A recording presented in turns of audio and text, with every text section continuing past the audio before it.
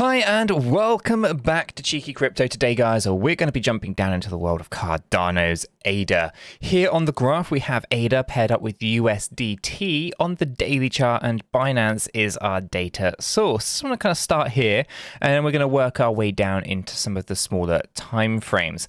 So as you can kind of see here, we are tracking a big kind of ABC structure to the downside, just 3 waves, and we're estimating this to be about 22.23 cent. It's around that kind of area, right? 22.3 approximately.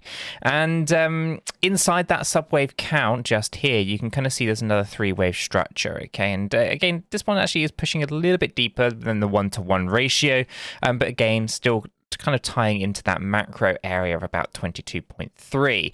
Now, 22.3 cent from our current price drop is about 29%, and so therefore we're reasonably close to thinking that this structure might actually be coming to an end. We can, of course, still drop down lower. The general economic climate of crypto, it is not fantastic right now, so we do want to be a little bit cautious so that the market can still come down lower than this, but it does appear that we're getting reasonably close.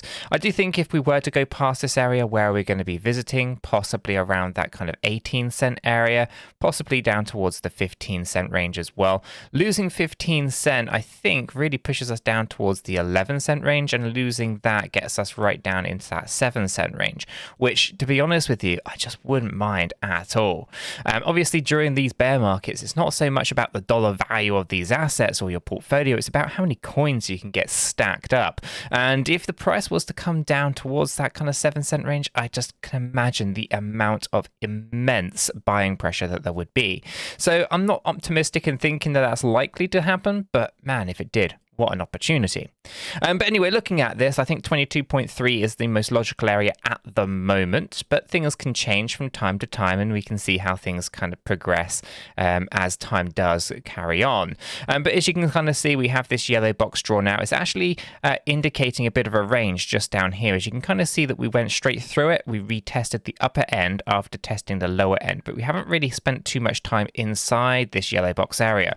Now, 22.3 is in the middle of this, but actually it's ranged between 19.64 and 22.89. So I do think this is the area that we're likely to see some kind of bigger move to the upside. The biggest thing about this, it could actually be much deeper in terms of retracement, heading down into those lows, if we were to consider this maybe a W, X, Y, X, and Z, for example. We could just have a significant bounce and then a drop back down into those lower ranges, right? So there's a few things to kind of be thinking about as potentials. We aren't seeing good data on chain in terms of where the big money is. So just want to be a little bit cautious with where it can go. But I wanted to also just start here to say that, everything seems to be moving on pretty nicely from all those months ago when I was saying 22.3, and well, that's sounding like an absolutely crazy kind of scenario, but it is looking pretty logical and pretty much like it's potentially going to play out. So as I kind of come down, I want to spend a little bit of time on this 4-hour chart just to kind of reflect on where things are. At the moment, you can kind of see that we're in this kind of C wave movement just here, this kind of big A, B, and C, and we're looking at this as a 5-wave drop in here. So if I actually go ahead and draw this on, you can kind of see 1, 2, 3, 4, and 5. This would actually be putting us into a diagonal based structure. Okay, so we've got a couple of ways of looking at it. We've either gone zigzag here, corrective up, and then we're looking to do more zigzagging, or whether or not we're actually doing a leading diagonal, and actually things are going to get very, very interesting at a later date. Really, really difficult to say at this particular point. More will be clear as we kind of finesse this little area here and what happens afterwards. Because a double zigzag would actually be a much better scenario. It gets us down into the 22.3 cent range, or more specifically the 22.23 cent range.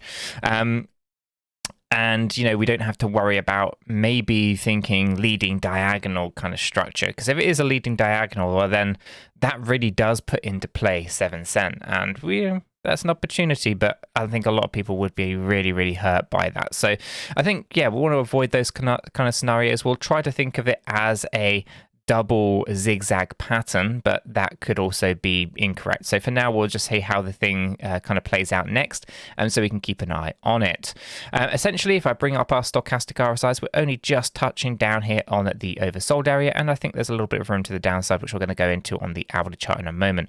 So we are looking for a reversal around here, it looks like. It's possible that we have a small bounce and then move back down just a little bit, and obviously we're not quite into that low range yet. We're actually in this first range that I had scoped out between 28.26 and 34.25. This is an area that we actually had kind of highlighted in our for our Patreon members in our buy zone document. As an area that's most logically going to have another significant bounce upwards, but it is not the actual final low point, just a swing trade opportunity. So let's jump down into our hourly and we'll reflect on our ranging market. That's kind of what's going on right here. At least it would have that appearance of a ranging market. It's not actually a ranging market. As you can kind of see, we have this kind of five wave structure here that is not a diagonal. Okay, so you can see it's basically just gone up into this wave 4. It has not invalidated, didn't create any invalidations on that, and we're pulling back down. Now, when we actually reflect on this, we do have diagonal based structures in the 5th wave. Okay, so we go down in 3, up in 3, down in 3, looking to go up in 3, looking to come back down in 3. Essentially, this is a leading diagonal, which is 5 wave structure, but it is made up of 5 moves, okay, like this, okay, and wave 4 crosses wave 1, which is normally an unbreakable rule, but not in the diagonal. So here you can kind of see this kind of structure. So we're looking to kind of move up a little bit. Now, the question that I have here is whether or not we are going to move up. Let me see if I can get this mapped out up here to about 32.8. And I want to just check that. Seems about reasonable. I'm just going to put a little line just in here at the 32.8 right there, and I'll just remove that. Okay, this would basically be a 3-wave structure, just forgetting all the noise that's in there. It comes up, down, and then up just there. Okay, that actually would then be a pretty nice way of looking at it for us to then lead on down into this final move, where I do estimate us to finish off down here between 27.77 and 28.84. This area hasn't really changed. It is the area that is overlapping inside our much bigger structure, this one just here, and is the area that I think is the most logical. It's the one that I think we're likely to come into and finish off our 5th wave movement, and it would be an ending diagonal structure on that premise. Now, we've either already completed this structure or we are still looking to progress on down, progressing up. So what I mean by this is essentially we've either finished just here, okay, with our 3-wave structure, because I can map in here 3 waves up to this point, or we have to move up to the 32.8, and it's really difficult to be really confident on knowing exactly what is going on there. So for me, I think give it a little bit of time to kind of breathe, see what goes on. Hopefully we are moving up into this higher range because this will be a fantastic shorting opportunity. So yeah, that's kind of what I hope for. Otherwise, it's too risky to enter, in my opinion. So I'm waiting for a break. I'm waiting for it to go either above this 32.27 or to drop down lower than this local low that is down here at the 29.53. So one of those two things is going to confirm it. I want it to break up. I want it to go above the 32.27, purely just for a selfish purpose, because I do think there's a shorting opportunity in that.